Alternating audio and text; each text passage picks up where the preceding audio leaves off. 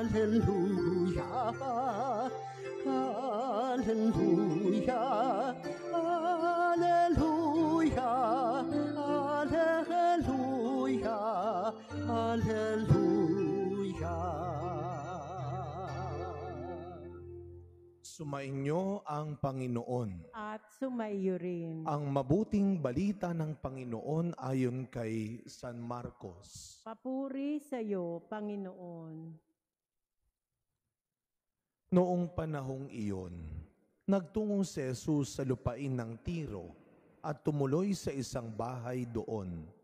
Ayaw sana niyang malaman ni numan na naroon siya. Subalit hindi gayon ang nangyari. Ang pagdating niya'y nabalitaan ng isang inang may maliit na anak na babaeng inaalihan ng masamang espiritu. Pumunta siya agad kay Jesus at nagpatira pa sa kanyang harapan. Ang babaeng ito'y hentil, tubo sa Syrophonica. Ipinamanhik niya kay Jesus na palayasin ng demonyo na nasa kanyang anak. Ngunit sinabi ni Jesus, kailangang busugin muna ang mga anak. Hindi dapat kunin ang pagkain ng mga anak upang ihagis sa mga tuta. Tunay nga po, Panginoon, tugon ng babae.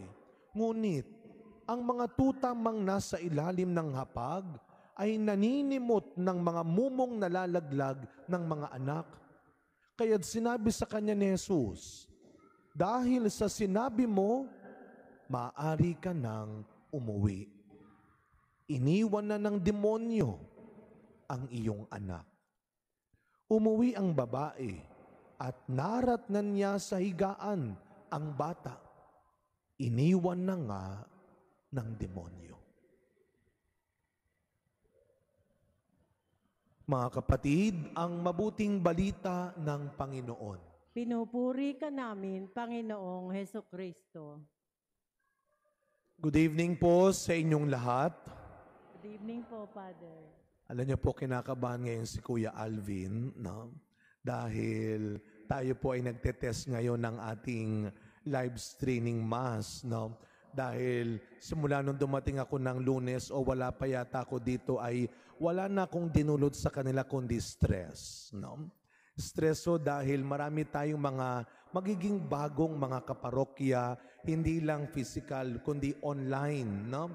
Marami tayong mga naging kaibigan po noon na sa awa ho ng Diyos ay nais din pong makapagsimba sa atin dito, sa ating parokya, hindi man physical, kundi online man lamang. Yan ang biyaya, no? Ang pandemya, hindi biyaya. Alam po yan nila, tita, na sinasabi ko na nung ako'y nasa charismatic pa, lagi kong pinapaalala sa kanila. Minsan kasi, no, masyado tayo nakikerry away ng ating strong faith. At sasabihin natin, alam ko, binigay ng Diyos ang sakit na ito. Are you sure? Si Lord ang nagbigay ng sakit na yan? Ikaw itong kumain ng matamis at mataba, tapos sasabihin mo, binigay ni Lord ang sakit. Binigay ni Lord ang problemang ito, pinagbintangan mo pang Diyos. Ikaw itong nangutang ng nangutang. Ngayon di ka na makabayad, si Lord ang may dahilan. Pero alam mo ninyo, hindi biyaya ang pandemya, pero maraming naging biyaya nung pandemya. At isa po diyan na matatawag natin na sinasabi rin ng ating simbahang bagong paraan ng pagpapahayag ng mabuting balita ay ang social media, ang bagong teknolohiya. Kaya nga nung nagsisimula pa lang yung mga cellphone na yan, yung social media, ang mga bagulang, inis na inis. Konsumido. Kaya siguro tinulungan tayo ng Diyos. Itinama niya ang tunay na dahilan ng pagkakaroon ng bagay na ito. Pwede pala nating magamit sa pagpapahayag ng mabuting balita. Nung kasagsagan ng pandemya, of course, walang makapunta ng simbahan. Pero sa tulong ng social media, nakakapagmisa pa rin tayo, nakakapagbigay tayo ng dasal, ng basbas sa mga may sakit. Ako po nung kaming mga pare, wala ho kaming magawa rin kasi kahit kami, bawal kami sa ICU, bawal kami sa ospital. Ano ho ang tulong ng social media? Yun man lamang, yung mga nurse, Sila ang nagtatapat ng cellphone doon sa pasyente habang dinadasalan namin. Ito'y magandang paalala sa atin na tayong lahat ay may magagawang tulong, may maibibigay na tulong kung gugustuhin natin, kung nanaisin natin. Kaya nga sa ating ibanghelyong narinig ngayon, ang Panginoon dinumog ng maraming tao. Siguro ang gusto ng Panginoon ay mapaglingkuran muna ang kanyang mga kapwa Hudyo. Pero isang may babaeng hentil, nung siya ay dumating sa bayan na yon, siguro ang naka-mindset kay Kristo ay paglingkuran ng kanyang kababayan, ang mga Hudyo. Pero may dumating na babae.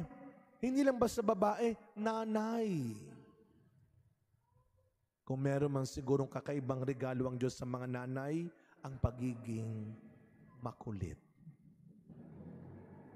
Makulit ang mga nanay. At ang paborito nilang kinukulit, ang Diyos.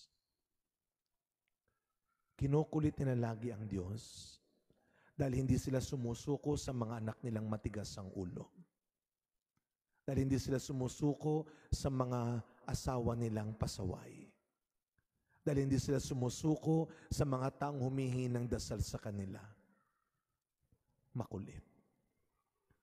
Pero mga kapatid, sana yung kulit na yon, pwede natin gamitin sa tama. Maging makulit ka para sa kapwa mong nangangailangan ng pag-asa. Masaya ang Diyos, nakikita tayo pag nagdadasal. Pero mas masaya ang Diyos pag naririnig tayo nagdadasal para sa iba. Kaya nga sa pagpapatuloy na misa natin, sa tulong ho ng ating social communication team, sana ho maabot natin ang mga kapatid, ang mga kababayan natin, lalo na ang mga may sakit, ang mga hindi na kaya hong makapagsimba dito, at maging ang mga nasa ibang bansa, na mga nangungulila rin sa kanilang pamilya. Sa maraming beses ko pong pagpunta sa ibang bansa para maglingkod sa mga kababayan natin, alam ho ninyo, iba pa rin ang misang Tagalog, ang misang Pilipino. Nawa, gamitin ng Panginoon ang anumang oras at lakas na meron pa tayo sa mundong ito para makatulong tayo na abot natin ang mga kapatid nating higit ding nangangailangan. Araw-araw, binibigyan tayo ng pagkakataon ng Diyos na maging biyaya at maghatid ng biyaya